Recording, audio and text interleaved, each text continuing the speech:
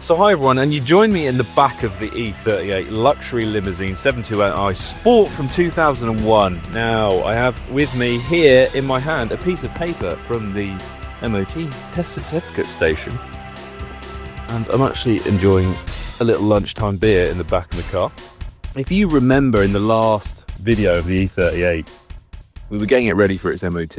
I've done the front strut, I've done the handbrake, done the adjustment on that, put a new lever on, did the oil change, did a service, and we were finishing the light restoration to get this old chariot back on the road.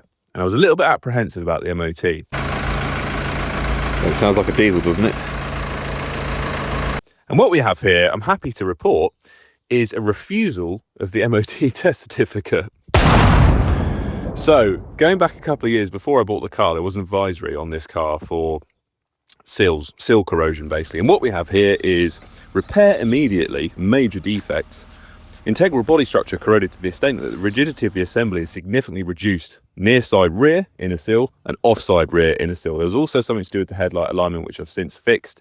The adjuster had popped off its ball joint, so I've stripped the headlight down and sorted all that. But I was absolutely gutted. My mate and I were pressing refresh the day it went through its MOT, and it didn't even take the tester to call me to tell it failed. I'd seen it straight away online, and the bottom of my stomach just fell out.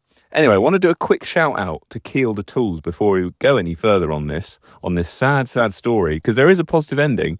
They're now supplying the channel with hardware and tools, which you've probably seen me working on the background on this car and on the little mini rally car. The logos are all over the mini rally car as well. They're kind of more known in the sort of motorsport and rally arena than they are in kind of general DIY car bodgery. But the tools have been really good. The impact gun's really good. So they're supplying tools to the channel going forward. And a massive shout out to them because they've been really good on this car. And you probably saw it in the strut video as well. Anyway, going back to the MOT fiasco, I was absolutely gutted. I put quite a lot of money into this car originally. And since, you know, the big Euro trip where I went through France and I went into Italy, Austria, Slovenia and Germany.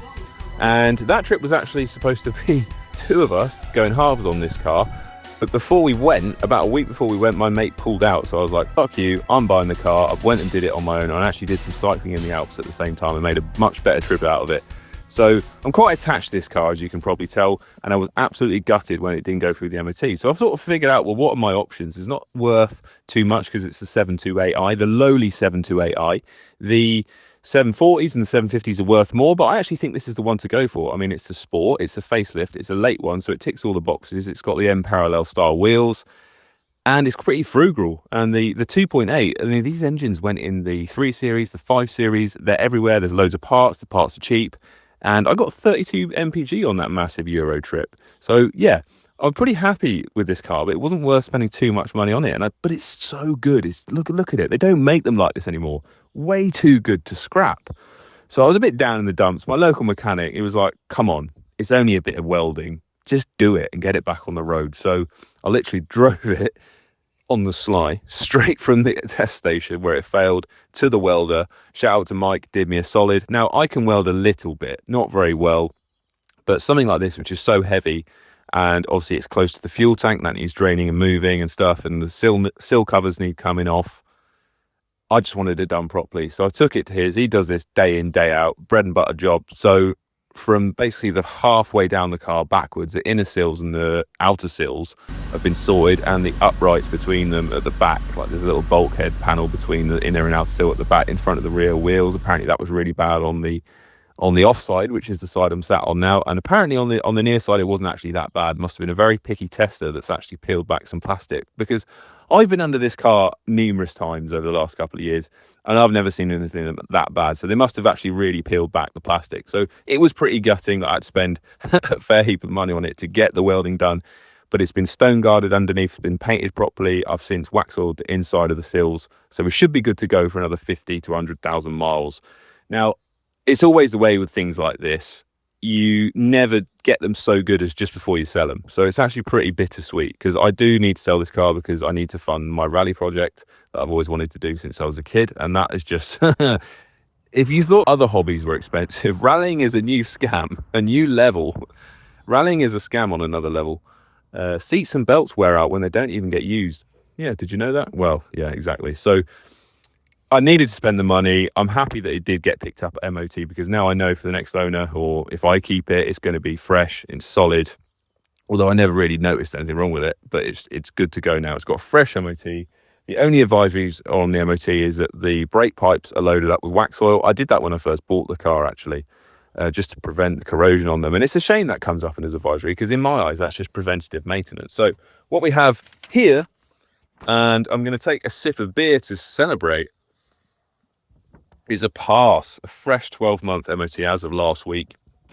And we should be good to go for another decade at least on this car. So I'm really happy about that, but it is bittersweet that I need to sell it, because I just don't build them like this anymore. But what a car, an absolute luxury car. I've never been in the car so quiet. Anyway, very, very sad to see this go. If it goes, I might end up keeping it if no one wants it. But yeah, let me know now in the comments below. Are you interested? It is available, and hopefully if it goes to an enthusiast or one of my friends, we can get it back on the channel and do some more filming with it. But for now, I do need to concentrate more on the rally project. We can do some more filming and take out some proper roads, because at the moment it's not really taxed and insured. It's staying here. So get it out on some proper roads, do some road trips with it, maybe back into Europe, maybe up to Scotland, North Coast 500, that sort of thing, and really use it for what it was meant to do. So anyway, that's been that. Hope you've enjoyed that. Big shout out to Kilda, like I said, for the tool supply.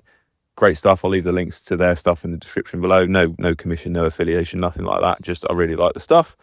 And yeah, here's to some more luxury motoring, and I can't wait to be driven around in this by the new owner, hopefully, or I might decide to keep it. But anyway, I hope you enjoyed that and all the little bits of work like we've done to this. And yeah, the night before the MOT came around, the retest, I thought, oh, I'll just go and check that adjuster, because I just thought it'd be an adjuster on the headlight. 11:45 at night, I'm out there with the head torch on. Massive shout out to Exposure for supplying me illumination. That comes kind of from the bike side, because they make lots of high-end bike lights, but they've just branched out into automotive, which is kind of a cool crossover, because I'm looking at their stuff, the rally car. But got the head torch on, and I've stripped the whole headlight down, sorted out the adjuster. It was just the headlight bowl had popped off the adjuster, put it all back together, and now the headlights are shining where they should be. And that was another thing that was always wrong, even when I bought the car. So I was driving around the car around Europe with the headlights pointing at the floor. So things like that, just little things like that. And I've cleaned the lenses, I've taken all the dust out of the mechanism, cleaned the inside of the glass, and now it looks brand new. As you can see here, it just looks absolutely fresh. Anyway, that's that. I've got a rally coming up this weekend. That's going to rinse me dry. So this is just a bit of enjoyment. That's why I'm sat in the back, just sort of thinking what I've achieved on this car. And I'm so happy it's back on the road, because it could so easily slipped in the wrong hands and ended up on the scrappers or being parted out. But there we go. Cheers. I'll see you in the next one.